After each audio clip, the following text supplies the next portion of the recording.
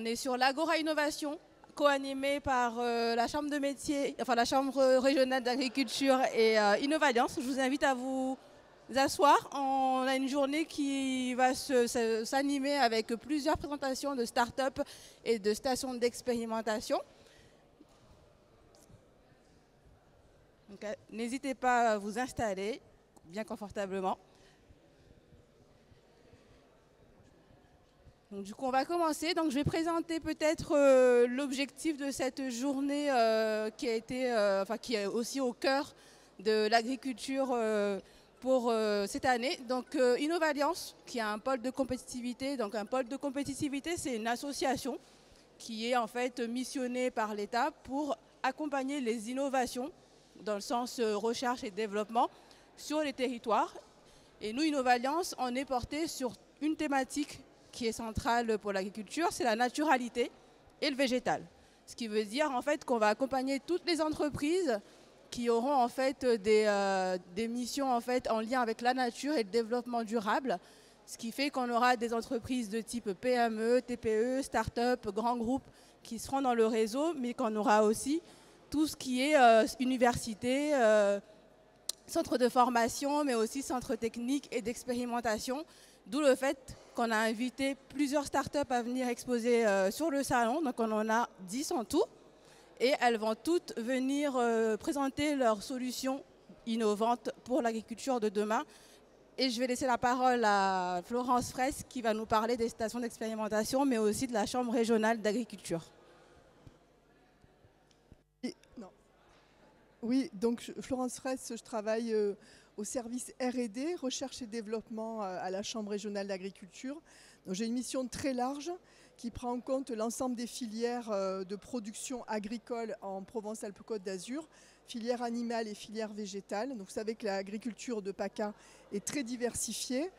Et donc il y a des aspects réseau, dont un réseau de stations expérimentales en PACA, chaque filière, donc que ce soit la viticulture, les productions légumières, l'agriculture biologique. Voilà, il y a plein de filières qui ont leur propre station d'expérimentation.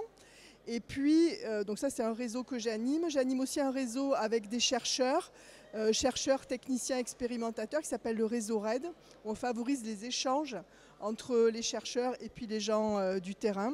Et puis on a aussi à la Chambre régionale des projets, on accompagne des projets de R&D, ou bien on les porte nous-mêmes. Donc soit on aide des organismes à monter des projets qui sont de plus en plus lourds au niveau des dossiers. Donc nous on a cette compétence-là. Et puis on en porte nous-mêmes et on essaye toujours, donc on est toujours en amont, on est en amont des projets avant de les déposer pour les construire et les monter au mieux. Ensuite, les opérateurs font le déroulement des projets et souvent on les accompagne après sur tout ce qui est valorisation, transfert auprès des agriculteurs. Donc si je voulais un petit peu faire un tableau des stations d'expérimentation et de ce sur quoi on travaille, sur la précédente décennie, donc 2000, à partir des années 2000, la grande priorité, c'était les économies de phytosanitaires, c'est-à-dire réduire l'emploi des phytos, aller vers de l'agriculture de plus en plus biologique, réduire le désherbage des sols. Voilà. Donc tout ça, ça a été un travail des stations d'expérimentation très très important au cours des 10 dernières années. On a obtenu des résultats, on a obtenu des solutions aussi, les indices de fréquence des traitements baissent. Les entreprises nous ont aidés aussi en développant des nouvelles technologies, en développant des nouvelles solutions biologiques comme tous les produits de biocontrôle. Donc quand même là, on a des avancées. Donc on continue toujours sur cet objectif de réduire les phytos, soit parce qu'on veut toujours s'améliorer, soit parce qu'on a des nouveaux bioagresseurs, maladies ou ravageurs qui arrivent. Donc vous suivez ça, même la presse généraliste en parle. Et puis on a aussi des nouvelles cultures. Et là, ça fait la passerelle avec la deuxième thématique qui est plus d'actualité, c'est celle de l'adaptation au changement climatique, qui fait qu'en particulier, on va développer des cultures de diversification.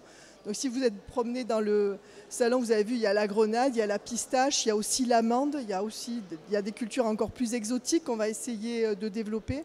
Donc on travaille plus sur cette décennie l'adaptation au changement climatique, donc à la fois le matériel végétal, mais aussi toutes les techniques toutes les techniques de production. Cet après-midi, je parlerai de la vitie. Donc, on a, que ce soit à la cave ou à la vigne, on essaye de faire évoluer les techniques pour continuer à produire dans les meilleures conditions et avec 1, 2, 3 degrés de plus en moyenne. Voilà.